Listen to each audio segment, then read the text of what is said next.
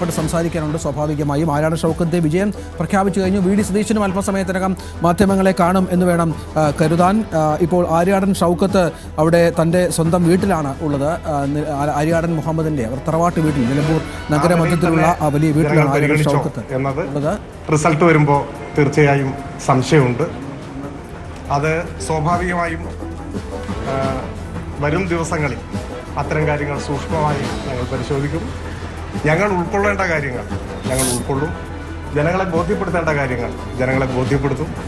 ജനങ്ങൾക്ക് വേണ്ടി കൂടുതൽ കരുത്തോടെ ഈ തെരഞ്ഞെടുപ്പിൽ നിന്ന് ഉൾക്കൊണ്ട പാഠങ്ങളുടെ കൂടി അടിസ്ഥാനത്തിൽ ഞങ്ങൾ മുൻപോട്ട് പോകും. ഇതാണ് ഈ ഘട്ടത്തിൽ പ്രതികരിക്കാം. UDF രാഷ്ട്രീയമായി മേൽക്കൈയുള്ള മണ്ഡലം തന്നെയാണ്. പക്ഷേ അപ്പോഴും ഇത്ര വലിയ ഒരു ഭൂരിപക്ഷം UDF നേടുന്നു എന്ന് പറയുന്നത് ഭരണത്തിന്റെ വിലയിരുത്തൽ കൂടിയാണ്.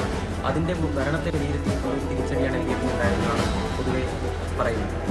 അല്ല, പലതരത്തിലുള്ള വിലയിരുത്തലുകൾ വരും. ഇപ്പോൾ ഭരണത്തിന്റെ വിലയിരുത്തലാണ് ഈ തെരഞ്ഞെടുപ്പ് എന്ന് അംഗീകരിച്ചാൽ ഈ ഗവൺമെന്റിന്റെ ഭരണപരിഷ്കാരങ്ങൾ, നടപടികൾ അതിനെയെല്ലാം ജനങ്ങൾ തള്ളിക്കളഞ്ഞു എന്ന് പറയേണ്ടി വരും. പക്ഷെ എനിക്കങ്ങനെ തോന്നുന്നില്ല. അത് പ്രാഥമിക ഘട്ടത്തിൽ നമ്മൾ വിലയിരുത്തുമ്പോൾ ഇപ്പോൾ ഗവൺമെന്റിന്റെ പ്രവർത്തന ഫലമായി വലിയ മാറ്റങ്ങൾ നാട്ടിലുണ്ടായി. ആ മാറ്റങ്ങൾ ജനങ്ങൾ നിരാകരിച്ചുവോ, അങ്ങനെ ഒരു നിഗമനത്തിൽ നമുക്ക് എത്താൻ സാധിക്കുമോ? എനിക്ക് തോന്നുന്നില്ല. അപ്പോൾ അത് ചില ഉദാഹരണങ്ങൾ തെരഞ്ഞെടുപ്പ് ഘട്ടത്തിൽ തന്നെ ഞങ്ങൾ ചർച്ച ചെയ്യാൻ ശ്രമിച്ചതാണ്.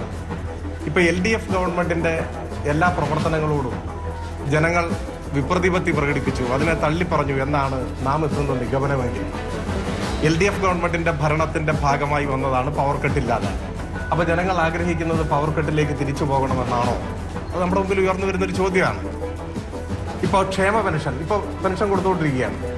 1600 രൂപയായി പെൻഷൻ വർദ്ധിപ്പിച്ചത് വിതരണം ചെയ്യുന്നത് LDF ഗവൺമെന്റിന്റെ തീരുമാനത്തിന്റെ ഭാഗമായിട്ടാണ്. അപ്പോൾ ജനങ്ങൾ അതിനെ നിരാകരിച്ചുവോ, ഇനി പെൻഷൻ നിർത്തിവെക്കണമെന്നാണോ ഈ ജനവിധി എന്ന് ചോദിച്ചാൽ അതൊരു പ്രശ്നമാണ്. ലൈഫിൽ 5 ലക്ഷത്തോളം വീടുകൾ നമ്മൾ കൊടുക്കും. അപ്പോൾ ജനങ്ങൾ അതിനെതിരാണ്. അപ്പോൾ അതൊന്നും ഒരിക്കലും ആയിരിക്കില്ല. അപ്പോൾ നമ്മൾ കാണേണ്ടത് ഇത്തരം കാര്യങ്ങളെ വിലയിരുത്തിയിട്ടാണോ ജനങ്ങൾ വോട്ട് രേഖപ്പെടുത്തിയത് എന്ന് പരിശോധിച്ചാൽ അങ്ങനെയാണ് എന്ന് പറയാനാവില്ല. അതാണ് ഞാൻ പറഞ്ഞത്, പ്രാഥമിക ഘട്ടത്തിൽ സർക്കാരിന്റെ അത്തരം പ്രവർത്തനങ്ങൾ വിലയിരുത്തി അതിന്റെ അടിസ്ഥാനത്തിൽ ഉള്ള ഒരു വിധിയെഴുത്താണ് എന്ന് തോന്നുന്നില്ല. അപ്പോൾ ബാക്കി കൂടുതൽ കാര്യങ്ങൾ നമുക്ക് വഴിയെ പരിശോധിക്കാം. തെരഞ്ഞെടുപ്പ് സൂക്ഷ്മമായി വിശകലനം ചെയ്യുമല്ലോ. ഇപ്പോൾ നമ്മൾ അതിൻ്റെ ഒരു പ്രാഥമിക കാര്യം മാത്രമല്ലേ നോക്കുന്നുള്ളൂ. സൂക്ഷ്മമായി വിശകലനം ചെയ്യും. അതിൽ ഞങ്ങൾ ഉൾക്കൊള്ളേണ്ട കാര്യങ്ങൾ ഞങ്ങൾ തീർച്ചയായും ഉൾക്കൊള്ളും.